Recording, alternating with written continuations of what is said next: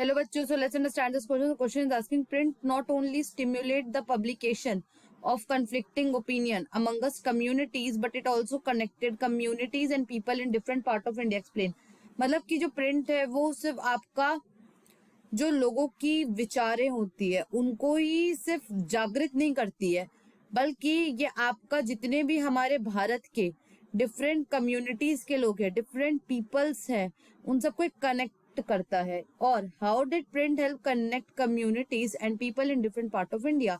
Explain with example. मतलब कि जैसे मान लीजिए कोई मध्य प्रदेश में बैठा है, कोई गुजरात में बैठा है, तो इन दोनों स्टेट्स के लोगों को कैसे प्रिंट जो है वो कनेक्ट कर रहा है. तो चलिए इसे की कंसेप्ट को समझते हैं. तो इसका की कंसेप्ट है प्रिंट कल्चर कनेक्ट कम्युनिटीज. तो सबसे पहला तो ये है कि एक क्रिटिकल कमेंट्री प्रोवाइड करता है, ट्रेडिशन, सुपरस्टिशन, डेस्पोटिज्म. मतलब कि जैसे मान लीजिए कि कोई कम्युनिटी है, उसमें ये एक प्रथा चली आ रही है, तो वो प्रथा मान लीजिए अगर वो गलत हुई तो लोग क्या करेंगे, लोग बोलेंगे कि नहीं ये तो गलत हो रहा है इसके साथ.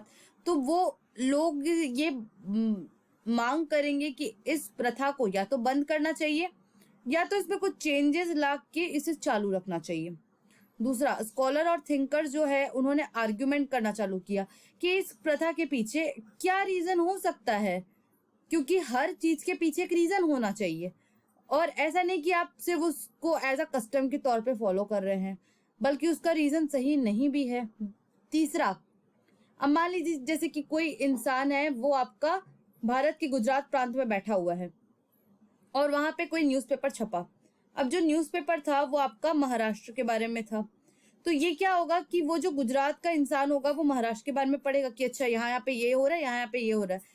तो ये क्या होगा, ये एक यूनिटी वाली फीलिंग होगी, क्योंकि जो गुजरात वाला इंसान होगा उसको महाराष्ट्र का पता चलेगा कि अच्छा यहाँ पे ये हो रहा है, यहाँ पे ये हो रहा है. फिर वो जाके क्या करेगा, वो अपने फ्रेंड्स को बताएगा कि अच्छा यहाँ पे ये हो, यहाँ पे ये हुआ. फिर यहाँ पे दूसरा वो तीसरे को बताएगा, तीसरा चौथा को बताएगा. तो इससे क्या होगा कि वो जो आइडियाज होगी वो फैलते जाएगी और वो एक डिबेट का टॉपिक भी बनेगा. अब जैसा कि हमने बताया कि जैसे महाराष्ट्र का कोई न्यूज़पेपर है, उसे गुजरात वालों ने पढ़ा और गुजरात के इंसानों ने मतलब ऐसा डिस्कशन किया, तो क्या हुआ, पूरे जितने भी लोग हैं वहां पे एक बहुत बड़ी जनसंख्या है, तो उन सबको पता चलेगा कि अच्छा यहाँ पे ये प्रथा चल रही है जो कि गलत है.